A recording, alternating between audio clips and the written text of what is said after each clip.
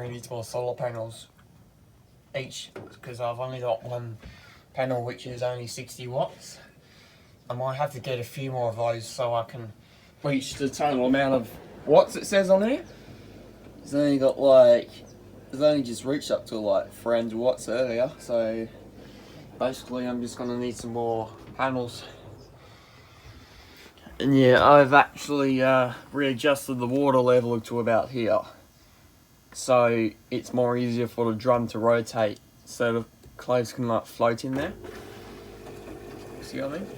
It's just easy as, so it doesn't have to lift it all up and you can just like tumble it in the water. That way it just makes it easier for it. And yeah, basically I just choose quick 30 and the cold temperature, because you know, the more hotter the temperature is, the more power it takes. And basically your spin speed as well. It depends on how strong it is. And the dishwasher as well. When that takes power, the heat element activates and then just turns on. Takes up all your power. Such as the dryer, the air conditioner, just when you start the air conditioner, it just stops straight away. And then this, when you put it on heating, it just stops. And then I wouldn't put the heater on because it just smells like dead burnt rat. It's not like a rat's been burnt in there, and that's why I chuck it out. Yeah, an exhaust fan in case there was a smoke or emergency, or if you get too hot, the sun blows off. That's what happens. It's easy. Just turn it on, away you go.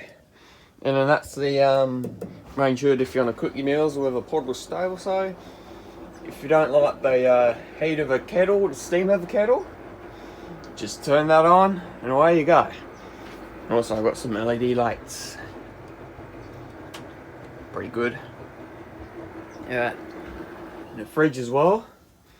Pretty good. But yeah, doesn't have much gas in it, so yeah, that'd be right. Just keep it on for a while. And away you go. Thanks for watching, people. Bye bye.